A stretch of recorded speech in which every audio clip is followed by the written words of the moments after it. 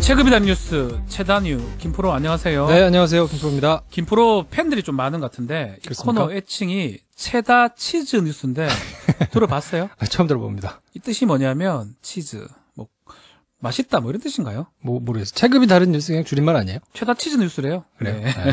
자, 들어가겠습니다. 네. 첫 번째 소식 뭡니까? 문재인 대통령과 여야 5당 대표 오찬을 오늘 가졌는데요. 지난주에 소개해드렸잖아요. 네. 홍준표 대표가 지난해에는 2차례 안 왔었거든요. 올 것이냐. 근데 왔습니다. 그래서 오늘은 어쨌든, 5명이 다 온 가운데 처음으로, 여야, 이제, 대표들하고, 대통령하고 회담이 있었는데, 네. 뭐 가장 큰 이슈가 이제 남북 정상회담 예정돼 있는 거니까 이 내용에 대해서 자세하게 설명을 했거든요. 네. 먼저 자유한국당 홍준표 대표가 정상회담이 어떻게 이루어진 거냐 이렇게 물었더니 일단 우리가 옵션을 줬다. 서울, 평양, 판문점 원하는 데를 찍어라 정상회담 했으면 좋겠다 이렇게 제안을 하니까 북한이 장소를 이제 선택을 했다고 하고요. 4월 말로 시기를 정한 이유에 대해서는 6월에 지방선거가 있으니까 시기를 좀 그것보다는 당겨서 하는 게 좋지 않겠나라고 이제 했다고 얘기를 했고요. 네. 작년 7월에 베를린에서 문재인 대통령이 이제 정상회담을 공개적으로 제안을 했잖아요. 네. 근데 북한이 신년사에서 이제 공개적으로 또 응답을 했었거든요. 예, 그게 이제 김여정 특사가 왔다가 또 평양으로 초청을 하고 뭐 이런 전체적인 흐름상에서 이제 이루어졌다. 뭐 이렇게 설명을 그렇죠. 한 걸로 보입니다. 이 자유한국당 입장에서는 김정은이가 항상 한국 우리 남한에 와야 된다 이런 얘기를 많이 했었는데 네. 결국 오긴 오네요. 그렇죠. 네. 뭐 이제 아예 뭐 청와대로 넘어오는 것까지는 조금 부담스러웠는지 그렇죠. 모르겠는데 남쪽에 평화의 집까지 오니까요. 그렇죠. 여태까지 한 번도 우리나라에 온 적은 없단 말이에요. 그러니까 여기서 또 북한으로 부르면 뭐 또 이제 시비가 괜한 시비가 있을 수 있으니까 아마 판문점으로 이제 명분상 선택을 한 것 같은데. 근데 그런 얘기 나와요. 우리가 조건이 너무 좋으니까 네. 받기만 한 게 아니고 뭔가 주고받는 딜이 있었던 게 아니냐. 대북 제재 혹시 풀어주는 거 아니냐. 그렇죠. 이런 얘기 있거든요. 뭐 늘 이런 얘기는 이제 있는데 네. 문 대통령의 답을 이제 결론적으로 얘기하면 아니다 이런 메시지를 이제 좀 전하고 싶었던 것 같아요. 그래서 남북 대화를 시작했다는 것만으로 대북 제재 압박이 풀리는 건 아니다. 그리고 우리가 뭐 선물을 주거나 뭐 국외에서 대북 뭐 비밀 접촉을 하거나 이런 거 없다. 저쪽에 놀아나는 거 아니다. 이렇게 이제 얘기를 하고 네. 우리 목표는 분명하게 비핵화 또 핵 폐기 이게 최종 목표다. 근데 핵 확산을 방지하거나 뭐 핵을 동결한다거나 요 정도 조치 가지고는 만족할 수 없다.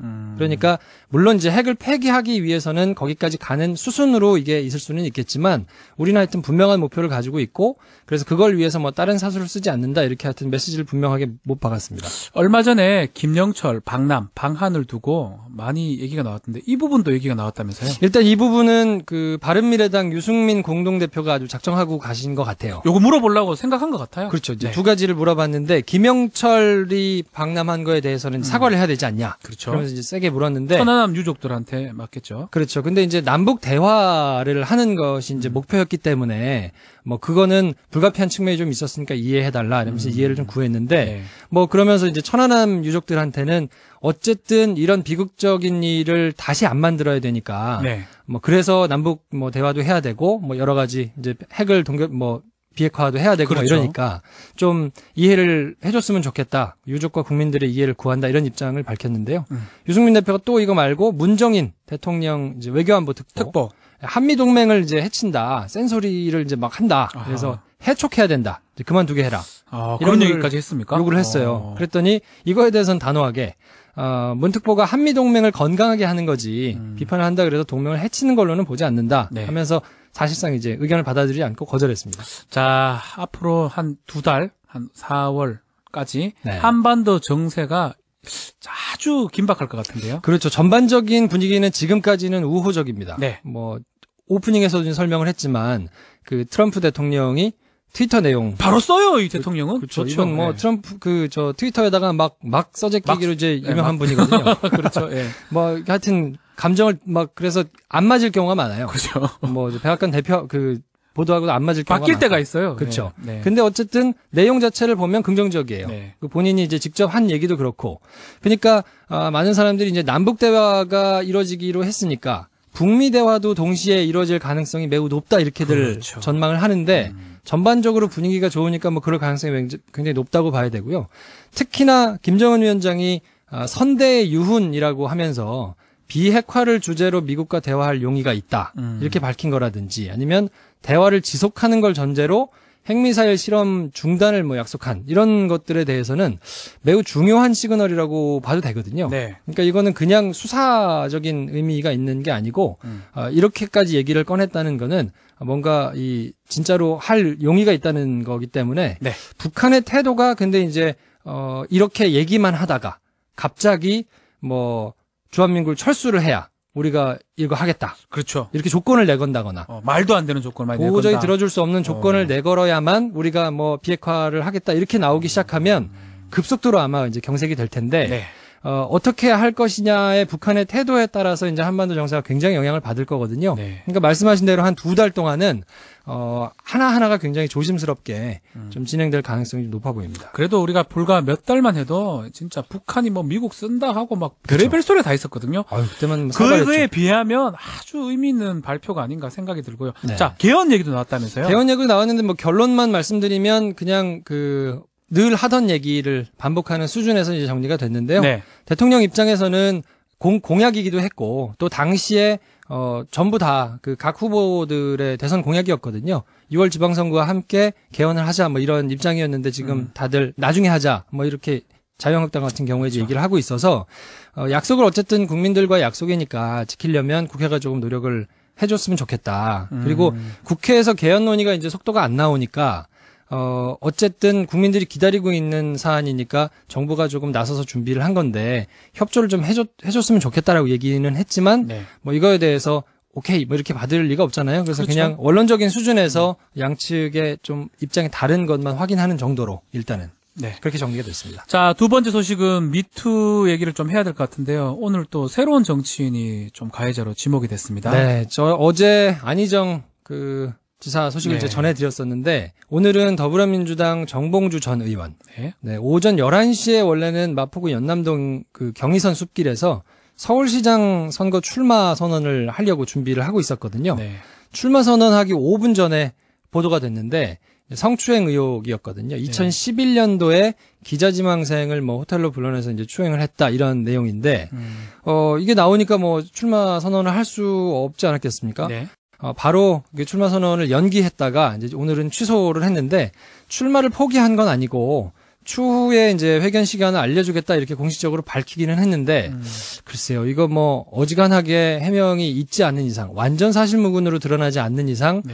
이게 뭐 다시 출마가 가능할 것이냐 좀 어렵지 않겠느냐 싶은 게 좀 일반적인 전망이고요. 네. 현재는 뭐 캠프 주요 관계자들하고 연락이 지금 안 되고 있는 상황이라고 하니까 이 상황은 이제 어떻게 진행되는지는 조금 지켜봐야 될 것 네. 같습니다. 안희정 전 지사 측은 이제 법적 대응을 한다. 변호사 선임까지 얘기가 나오고 있습니다. 그렇죠. 사실 이번 일은 이제 잘못을 그냥 인정하고 사과하는 거로 끝날 문제를 넘어섰거든요. 네. 잘못하면 형사처벌을 받을 수 있는 사안이어서 잘못하면이 아니라 뭐 지금 같은 경우라면 그냥 형사처벌까지 받을 수 있는 사안이기 때문에 보도 직후에 안 전 지사가 페이스북에다가 합의에 의한 관계였다는 비서실의 입장은 잘못입니다. 모두 제 잘못입니다. 이렇게 입장을 밝혔었는데 거기에 어떤 처벌도 받겠습니다라는 문구는 넣지 않았었거든요. 모두 제 잘못이라는 거는 정치적 어떤 레토릭 같은 거 아닐까요? 그렇죠. 맞죠. 네. 그 정치적으로 이제 표현을 한 거라고 봐야 될 거고 형사처벌을 받을 것이냐 말 것이냐는 이제 또 다른 달라지죠. 문제가 될 거니까 네. 안 전 지사 측근인 신영철 전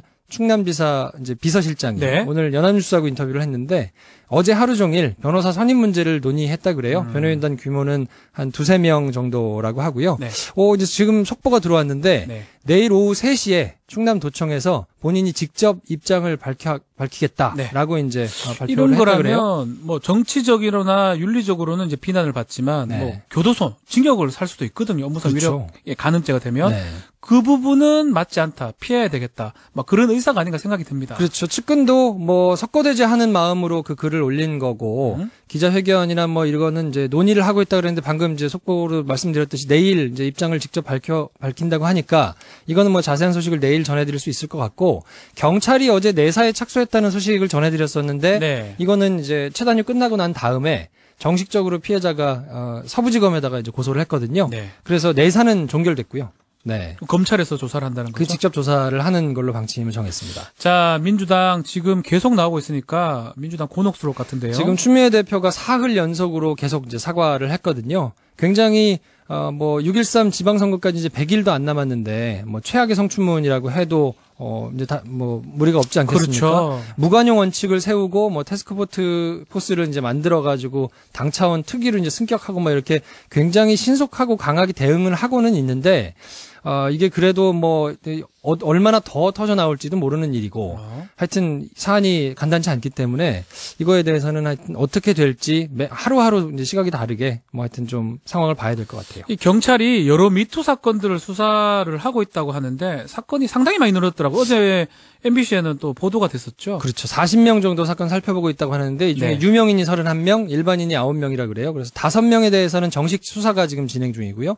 13명에 대해서는 내사, 수사 직전 단계고요. 22명은 내사에 들어가기 전에 이제 기초적인 사실관계를 확인하고 있다 그러는데 어제 PD수첩에서 김기덕 감독 또 배우 조재현 씨 얘기가 이제 나왔는데 굉장히 충격적이잖아요. 이거는 아주 중범죄 될 가능성이 높아 보입니다. 그렇죠. 이거에 대해서 아마 수사가 진행될 가능성이 매우 높아 보입니다. 네, 시간이 좀 부족하지만 MB 얘기는 하고 가야 될 것 같아요. 그렇죠. 우리가 14일 얘기를 했었는데 놀랍게도 검찰에서 14일 날 소환 날짜를 잡은 것 같아요. 어저께 이제 검찰이 발표를 했다고 저희가 전해드렸잖아요. 근데 그 MB 쪽에서는 협의가 된 건 아니고 검찰이 일방적으로 발표를 한 거니까 협의를 했으면 좋겠다 이렇게 얘기를 했는데 그냥 딱 잘라서 안 된다고 못 박았어요. 무조건 오라. 그냥 나오세요. 안 오면 어떻게 됩니까? 안 오면 글쎄요, 체포를 이제 할 수는 있는데 원칙적으로는 그렇게까지는 되게 어렵다고 봐야 될 거고. 그래서 지금 경호처하고 실무 협의 중이라 그래요. 출석을 하게 되면 이제 출입구 통제해야 될 거고. 경호까지는 해야 되니까요. 그렇죠. 그리고 어마어마하게 기자들도 모이고 이제 반대 세력, 지지 세력 막 이렇게 모일 텐데 동선상 안전 문제 등도 이제 따져봐야 되니까 그런 걸 이제 논의할 것 같고요.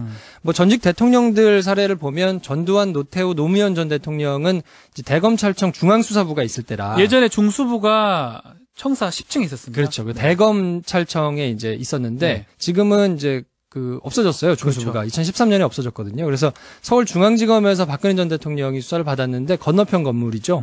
그 중앙지검에서 수사를 받을 걸로 보입니다. MB도 그렇고 아마 박근혜 전 대통령 소환 때 전례를 잘 참고해가지고 그때 했던 대로 아마 진행이 될 것 같은데 맞습니다. 구체적인 계획이 아직 공개되지는 않았고요. 오늘은 형님인 이상득 전 의원이 소환이 됐습니다. 그렇죠. 중앙지검 특수 2부가 오전 10시에 소환을 했는데 휠체어를 타고 수염을 이제 기른 채 이제 출석을 했더라고요. 기자들이 막 질문을 하니까 조금 곤란한 질문에서 이제 눈을 지그시 감기도 하고 그렇던데 시간 순서대로 보면 조카인 이동영 씨, 다스 부사장이죠. 1월 24일 날 나왔고 갔다 왔죠. 이상득 전 의원도 1월 26일 날 소환이 됐다가 건강이 안 좋다고 그래서 그냥 나왔죠. 4시간 만에 귀가를 했었거든요. 아들 이시영 씨가 2월 25일 날 나왔고 사위 이상주 삼성전자 전무가 2월 26일 날 나왔고 그리고 큰형 이상은 씨가 3월 1일, 4일 이렇게 조사를 받았는데 그리고 오늘 이상득 전 의원까지 다시 조사를 받았으니까 최측근에 있는 사람들이 거의 다 조사를 이제 받은 상황이어서 검찰이 밝히기로는 일단 여러 번 부를 거는 아니다. 그러니까 지금 확보한 진술이라든지 확보한 자료라든지 이런 걸 토대로 소환 조사를 위한 다지기 작업에 들어갔다 이렇게 한목에 할 것 같다라는 것 같습니다. 예, 여기까지 말씀 듣겠습니다. 고맙습니다. 지금까지 체급이 다른 뉴스 김프로였습니다. 청와대에서 문재인 대통령과 여야 5당 대표 간의 오찬 모임이 있었습니다.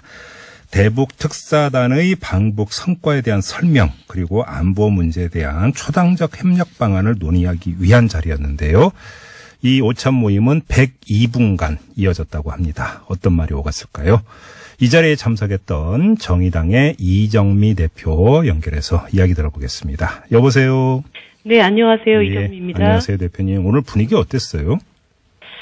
글쎄요. 제가 오전까지만 해도 홍준표 대표까지 이제 5당이 다 모이는 완전체 회동이다. 이런 말씀을 드리고 또 기대를 갖고 갔는데 사실 이번 대북 특사가 가지고 온 결과가 예상을 상당히 뛰어넘는 그런 결론들 아니었습니까? 그래서 어떻게 해서 이렇게 진전된 안이 나왔는지 굉장히 궁금한 것도 많이 있었고 이것을 앞으로 발전시켜 나가기 위해서 어떤 협력이 필요한지 이런 의견을 좀 교환하는 그런 자리이기를 기대했습니다. 그런데 우리 홍준표 대표님께서 이미 이제 오전에 뭐 국가보안법 문헌도 하셨고 네. 이 대북 특사단의 합의 과정과 결과에 대해서 이미 부정적인 시각과 결론을 갖고 그 부분에 대해서 이렇게 질문이 계속 이어졌습니다. 그래서 다른 대표님들이 충분히 얘기를 할 좀 시간을 갖지를 못했고요. 마치 이제 그래요? 그 정부를 향해서 국정감사장 같은 그런 분위기였습니다. 그래서 잠깐만요, 대표님. 그럼 좀 그 감을 잡아야 될 것 같은데 사례 하나만 좀 얘기해 주세요. 홍준표 대표가 어떤 걸 그렇게 크게 문제 삼은 거예요? 그러니까 뭐 예를 들어서 맨 처음 이야기가 네. 어떻게 시작이 됐냐, 누가 먼저 제안했냐, 그 과정에서 그 다음은 무엇이었냐, 이런 아주 그 디테일한 과정 하나하나에 대해서 계속 질문을 이어가시는 거죠. 그건 주로 기자들의 질문인데. 네, 그래서 아니 우리가 좀 이 과정의 의미를 어떻게 해석해야 되고 이 부분에서 그 우리에게 주어진 과제는 뭐고 정치권 안에서는 어떤 노력이 필요한지 이런 토론이 좀 되어야 하는데 그렇죠. 그런 토론이 굉장히 진행될 수 없는 분위기였습니다. 그 점이 굉장히 안타까웠습니다. 그 대표님을 포함한 다른 그 대표님들은 거의 말씀을 못 하신 거예요, 그러면? 뭐 질문을 할 기회를 잡기가 굉장히 어려워서 저도 뭐 물어보고 싶은 걸 충분히 다 묻지를 못하고 네, 그래요. 분위기가 좀 그랬군요. 아무튼 그럼에도 불구하고 좀 국민들 입장에서 궁금한 게 뭐였냐면 어제 네. 이제 그 정용 안보실장이 그러니까 저녁 8시에 브리핑은 했습니다만 이 브리핑 내용에서 조금 더 진전된 어떤 내용에 대해서 이 정당 대표들한테 설명이 있었는지 사실 이게 좀 제일 궁금했었거든요. 뭐 전체적인 큰 틀에서는 네. 어저께 브리핑된 내용에서 뭐 보고가 국민들에게 아주 결정적인 것인데 되지 않았다든가 이런 것은 없었습니다. 네, 네. 다만 이제 그 4월 달에 예정돼 있는 그 군사훈련, 한미 합동 군사훈련에 대해서 네. 북한 측에서 어저께는 명시적으로 그것이 이제 브리핑은 되지 않았는데 일정하게 그것이 군사훈련이 이루어질 수밖에 없다라고 하는 것에 대해서는 양해한다라는 그런 네네. 의사를 전해왔다는 것, 이것을 좀 저희들이 분명히 확인할 수 있었던 게 좀 더 있었고요. 예. 그 다음에 이제 뭐 어떻게 하다 보니 홍준표 대표님의 질문 속에서 좀 세세한 과정들에 대한 얘기들이 되다 보니까 뭐 예를 들어서 제3국에서 별도의 어떤 비밀회담이 있었는가 네. 그런 것은 없었다라든가 뭐 그다음에 우리가 이제 뭐 지난 그 남북 합의 과정 때문에 된 얘기긴 하지만 네. 이번 합의를 통해서 우리가 북한에 어떤 대가를 지불하기로 했냐 그런 것은 절대 없다. 뭐 이런 몇 가지 것들을 확인하는 과정이 있었습니다. 아무튼 그 홍준표 대표는 꼬치꼬치 캐 물었고 자, 그러면 정영 안보실장이나 문재인 대통령은 그런 캐 묻는 거에 대해서 그러니까 답변을 다 해 주신 거고요. 네, 뭐 어쨌든 답변을 통해서 뭐 의구심이 있다면 그것을 털고 그 다음에 협력할 것은 같이 해나가자라고 하는 그런 뜻이지 않았을까 그런 생각이 듭니다. 그래요. 아무튼 근데 그러니까 우리가 이제 흔히 다른 건 몰라도 안보 문제에 대해서만큼은 초당적 협력 체제가 필요하다 이런 얘기 이제 다들 하잖아요. 네. 그래서 오늘의 이 5차 모임이 좀 그러니까 이런 초당적 협력 체제를 구축하기 위한 이 정서적 공감을 좀 형성하는 자리가 됐으면 좋겠다라고 바라는 국민들이 참 많았을 텐데. 네. 이런 자리에는 그럼 좀 미흡했다 이런 평가신가요? 제가 아무래도 이제 모두 발언을 통해서 우리가 작년부터 계속 여야정 협의체를 얘기를 해왔는데 이것이 잘 구성이 되지 않았지 않습니까? 네네. 이제 국정 전반을 다 다루는 여야정 협의체는 불가능하다 하더라도 지금 굉장히 중요한 시기에 이제 뭐 남북 대화를 뛰어넘어서 북미 대화와 다자간 외교라고 하는 굉장히 우리 한반도로서는 중요한 고비를 지나가고 있는 시기다. 그렇기 때문에 뭐 그 위대한 평화 외교는 위대한 협치가 뒷받침돼야 된다는 그 원칙을 가지고 이 문제만큼은 우리가 좀 그 한반도 평화를 만들기 위한 과정에서의 여야정 협의체를 운영해 나갔으면 좋겠다. 제가 다시 제안을 드렸고 대통령께서도 그 문제에 대해서 다시 입장을 확인을 해주셨습니다.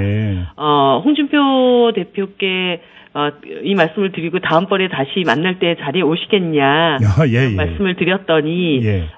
좀 더 생각해 보시겠다고 했습니다. 확답은 안 했습니까? 그러면? 예, 확답은 안 하셨는데 제가 또 뭐 다른 경로를 통해서도 예. 계속 그 대표님께 이런 논의들은 지속적으로 함께 머리 맞대고 해나가는 것이 바람직하다라는 그런 설득을 드리고 싶습니다. 그러게요. 그럼 여야정 협의체가 만들어진다면 소통이 더 활발해지니까 네. 불필요한 정쟁은 더 줄어들 수 있을 것 같긴 한데요. 그렇습니다. 그리고 참 언론 보도를 탄 게 있는데 이때 아마 그 대표님이 도착하시기 전인지 잘 모르겠는데 네. 먼저 도착한 홍준표 대표가 임종석 비서실장에게 안희정 전 충남지사 건을 물어보고 이랬다. 공작 이런 비슷한 취지로. 네. 이때 그 대표님은 그 자리에 없었던 건가요? 저쪽 맞은편에서 얘기를 하시는 거를 제가 잠깐 들었는데, 예. 아무튼 그런 얘기가 있었습니다. 근데 저는 사실, 지금 이 미투 운동이 벌어지는 과정에 가장 경계해야 될 것이 그것이라고 봅니다. 이 미투에서 어떤 그 여성 피해자들이 정말 자신의 삶을 걸고 굉장히 이후에 사회적으로 고립될 것에 대한 그런 두려움을 감수하고서라도 이 일을 얘기하지 않으면 안 되는 이런 상황들을 만들어가고 있는 것을 이 남성 중심의 정치판 안에서 그 여성 피해가 음모의 도구로 호명된다라는 것 자체를 저는 정말 이해할 수가 없고 그래서는 안 된다. 이거는 피해자들을 두 번 죽이는 일이라는 생각이 듭니다. 그런 점에서 오늘같이 굉장히 중요한 자리에 공당의 대표께서 농담처럼 그렇게 얘기를 하시는 것에 대해서는 저는 정말 홍준표 대표님께 정말 앞으로 그러시지 않기를 경고를 드리고 싶습니다. 이야기 나온 김에 자연스럽게 그 얘기로 좀 넘어가서 몇 개 좀 질문을 드릴게요. 지금 그 대표님께서 제기하신 문제는 미투 운동을 바라보는 정치권의 태도를 지금 말씀을 하신 거잖아요. 네. 근데 그 전에 정치권에서 벌어졌던 일들에 대한 자기 고백 내지 조사가 있어야 된다라는 요구가 계속 빗발치고 있지 않습니까? 네. 어떻게 해야 될까요, 이 문제? 제가 사실은 서지영 검사의 폭로가 있은 그 다음 날 국민들을 향해서 기자회견을 했습니다. 이게 저기서 무슨 문제가 있으니 저 집단이 문제다 이렇게 서로 손가락질하는 것이 아니라 이거는 우리 사회에 굉장히 만연되어 있는 문제이기 때문에 자기 집단 내부로부터의 성찰과 반성이 있어야 한다. 그리고 그 점에서 정의당의 자기 고백, 우리 안에서도 굉장히 부족하고 문제가 됐던 점들을 국민들께 말씀드렸고 이 문제를 해결해 나가기 위해서 정말 뼈를 깎는 노력을 하겠다는 약속을 드렸습니다. 지금은 모두 다가 일단 그런 태도로부터 시작해야 되지 않는가. 이번에도 어떤 특정 정당의 유력 대선 후보가 그런 일이 있으니까 또 타당에서 봐라 그러면서 좌파 진영을 다 이런 얘기들이 오고 가는 것은 적절하지 않다 이런 생각이 듭니다. 근데 이게 그래서 그 정당 차원에서 진행될 문제라고 보세요? 아니면 국회 차원에서 진행될 문제라고 보세요? 제가 이 질문을 왜 드리냐면 예를 들어서 정의당에서 발벗고 나서서 그렇게 이제 하는데 다른 정당이 안 따라오면 여러 가지 또 문제가 거기서 파생이 되지 않겠습니까? 네. 이게 정당 전체가 좀 결의하거나 이럴 수 있는 여지가 없을까요, 대표님? 저희가 이런 문제를 먼저 제기하고 국회 차원에서 결의를 하자고 얘기를 할 수는 있지만 그 결의와 약속이라는 것이 형식적이고 지금 막 소나기 쏟아지니까 피하고 보자는 식으로 이렇게 하는 것이라고 한다면 저는 그런 약속도 국민들에게 또 상처를 주는 거라고 봅니다. 오히려 드러난 일들에 대해서 정말 철저한 기준을 가지고 엄벌에 처하고 2차 가해가 일어나지 않도록 당적인 대응을 해나가고 또 정부는 많은 피해자들이 정부 기관 어디를 가도 피해에 대한 도움을 받을 수 없었다라고 호소하고 있지 않습니까? 오늘 대통령님께도 고용노동부, 국가인권이 각각 맡고 있는 그 역할이 다르기 때문에 여성들이 여기저기를 쫓아다니면서 계속 자신들에 대한 피해를 수차례 얘기해야 되고 어려움을 겪고 있다. 그래서 범부처 차원에서 원스톱 시스템으로 피해자들을 구제할 수 있는, 보호할 수 있는 그런 체계를 만들어 달라고 오늘 요청을 드렸습니다. 그런 실질적인 조치들, 이런 것들이 필요하다고 봅니다. 알겠습니다. 대표님 연결한 김에 이 문제 안 여쭤볼 수가 없는데요. 민주평화당과의 공동 교섭단체 구성 문제 있지 않습니까? 네. 아직 당내에서 결론 안 났나요?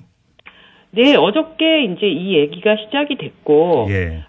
뭐 중요한 것은 이 공동교섭단체라고 하는 것이 도대체 어떤 것인지에 대한 당원들의 이해도도 상당히 많이 다르고, 네네네. 그렇기 때문에 이게 단순히 원내에서의 뭐 결정사항이 될 수 없고, 당적인 논의가 필요하기 때문에, 예. 여러 과정을 통해서 당의 의견을 수렴하는 그 절차를 좀 거쳐야 합니다. 아, 그래요? 근데, 만약에 공동교섭단체를 구성을 한다 하더라도 네. 교섭단체의 가장 큰 이유는 국회의안에 대해서 그 입장을 표명을 하고 협상 테이블을 같이 관리에 들어가는 것 아니겠습니까? 그러면 네. 가장 중요한 것은 지금 의안에 대한 어떤 그 입장 공통분모를 도출하는 것일 텐데 네. 이것이 어떤 그러면 정의당 차원에서 만약에 응한다라고 한다면 네. 이러이러한 것만은 반드시 민주평화당으로부터 약속을 받고 동의를 받아야 된다. 이런 기준점 이런 게 있나요?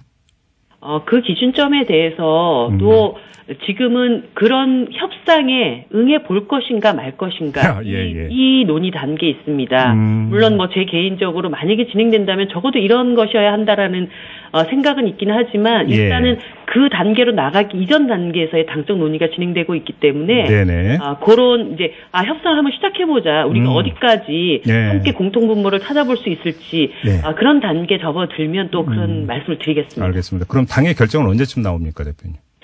뭐 너무 한정 없이 얘기를 할 수는 없다고 보고요. 예. 지금 3월 저희가 말경에 전국위원회가 있습니다. 그것을 좀 전후해서 논의를 좀 진행해 나가지 않을까 싶습니다. 그 일각에서는 지방선거 끝날 때까지 공동교섭단체 출범시키기는 좀 부담이 있는 것 아니냐 이런 그 진단도 있던데요. 그런 의견도 당내에 있습니다. 당내에 다양한 의견들이 있기 때문에 의견을 수렴을 하겠습니다. 알겠습니다. 자, 말씀 여기까지 드릴게요. 고맙습니다, 대표님. 네, 감사합니다. 정치권 미투 운동 심상치 않네요. 자, 이게 검찰에서 시작이 됐죠. 문학계에서 불이 붙었고 여의도에 상륙했지 않습니까? 네.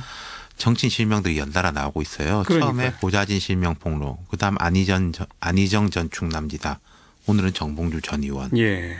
또 다음은 누구냐? 뭐 이런 거죠. 어제도요. 그 저녁 8시에 정의용 안보실장이 북한 방문 결과 브리핑하기로 했지 않습니까? 생중계로. 네네. 정말 빅뉴스잖아요. 근데 한 오후부터는 오늘 어느 뉴스에서 누구 할지 모른다. 어느 뉴스에서 누구 할지 모른다. 이게 더 뭐 무서운 뉴스로 소문이 무성했을 정도였어요. 네. 그러다 오늘 아침에 정봉주 전 의원 건이 보도가 됐고요. 그렇죠. 뭐 이제 요약하자면은 현직 언론인이 과거 기자 지망생 시절에 성추행을 당했다는 거예요. 그렇죠. 정 전 의원은 답변할 이유가 없다. 명예훼손 등 법적 조치를 취하겠다라고 이게 취재 과정에선 이런 입장을 밝혔고 지금은 아마 뭐 연락이 안 되는 것 같습니다. 오늘 서울시장 출마 선언하려고 했거든요. 오전 11시에 무기한 연기 됐습니다. 네. 지금 뭐 여야 정당 할 거 없이 여의도 전체가 지금 발칵 뒤집힌 그런 상황이라면서요? 지금 이제 각 당들은 조그만 소문에도 아주 민감한 상황이에요. 그럴 수밖에 뭐 없죠. 이게 맞냐 사실이냐 뭐 이니셜 나오면 누구냐. 민주당은 계속 고개 숙이고 한국당은 공세를 취하고 있는데 어제에 비하면 분위기가 조금 바뀌었어요. 어떻게 바뀌었어요? 민주당 우원식 원내대표는 당 지도부의 한 사람으로서 국민에게 사과드린다. 다만 우리 사회가 맞서 싸워야 할 문제를 남을 비판하는 도구로 삼는 인식은 미투에 대한 무지고 피해자를 좌절에 빠지게 할 수 있다는 것을 명심해야 한다. 이게 애둘러 좀 이렇게 한국당에 반발한 거 공격한 거네요. 그렇죠. 한국당 김성태 원내대표는 한국당은 안희정, 이윤택에 대한 비난에 앞서 스스로를 되돌아보고 갑질, 폭력, 내부의 파시즘을 자성하는 계기로 삼을 것이며 성폭력 문제에 단호하게 대처할 것이다. 좀 태도가 변했네요. 그렇죠. 그러면서 물론 과거 운동권 출신들도 자기 고백과 성찰의 계기로 삼기를 바란다. 덧붙이긴 했는데 이게 사실 뭐 너의 일이 아니라는 인식이 다 있어요. 각 당들이. 어쨌든 어제는 홍준표 대표가 좌파들이 더 많이 걸렸으면 좋겠다. 뭐 이런 식의 발언까지 나왔었는데 어제보다는 상황이 좀 정리가 된, 정돈이 된 상태예요. 정돈이 된 상황이고 이게 지금 뭐 사실 여부가 확인되기 힘든 혹은 사실인데 실명까지는 떠오르기 어려운 소식들이 여러 당에 다 걸쳐 있는 상황이고 그렇겠죠. 정치인들이 하루만 생각해 보면 이게 다 아는 거거든요. 그렇기 때문에 조금 정돈돼 있다 이런 것이고 그 뒤에 이제 정책적 뒷받침도 경쟁적으로 되고 있습니다. 뭐 방금도 저희가 이현주 의원 인터뷰했습니다만 관련 법들도 뭐 여기저기서 발의되고 맞습니다. 있죠. 예. 그러니까 바른미래당 먼저 소개해드리자면은 이른바 이윤택 처벌법, 이현주 의원 말씀하셨겠지만은 권력형 성폭력 범죄 공소시효 연장과 소멸시효 연장, 정지, 성폭력 피해자 2차 피해 방지, 조직 내 성희롱 등 피해 신고자 보호 등 3가지 내용으로 구성되어 있고 당내 이렇게 센터도 지원센터도 꾸렸더라고요. 예. 그리고 더불어민주당 송기현 의원은 국가 공공기관에서 발생한 성폭력 사건의 심고를 장이 의무적으로 하는 이런 성폭력 방지 및 피해자 보호 등에 관한 법률 개정안 발의를 했습니다. 예. 알면 장은 무조건 수사기관에 신고해야 돼요. 신고 안 하면은 처벌받게 됩니다. 기관장. 여기서 말하는 국가기관이라는 건 뭐 지방자치단체, 공공기관 다. 맞습니다. 예. 그러니까 뭐 덮으려고 하고 뭐 이렇게 그걸 못하게 하겠다는 거죠. 그렇죠. 그리고 이제 민주평화당 김경진 의원은 직장 내 성희롱 피해자 보호를 위한 남녀 고용 평등과 일가정 양립 지원에 관한 법률 개정안 발의했고요. 네, 이런 법률안들이 좀 시급하게 처리가 돼야 돼요, 국회에서. 그렇죠. 이게 그래야 이게 좀 이번에 미투 파문이 좀 제도적 문화적 변화로 이어지는 그런 중간 기폭제가 될 수 있죠. 네, 그리고 이건 왜 애초부터 나왔던 건데 그 사실적시에 의한 명예훼손죄 있지 않습니까? 네네. 거의 세계에서 한국만 있는 거. 요 법도 이제 논란이 많았었는데 이번에는 아마 좀 물살을 탈 것 같아요. 네.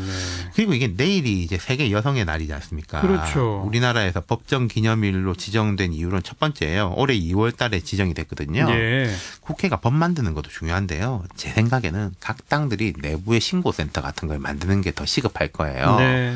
남의 거 생각할 게 아니라 예. 그러니까 자기 당내에서 벌어진 피해자들 보호하는 거 지금 이제 발등에 불이 떨어진 민주당 같은 경우에는 어제 이제 정춘숙 의원이 말한 대로 당장 만들기 했어요. 네.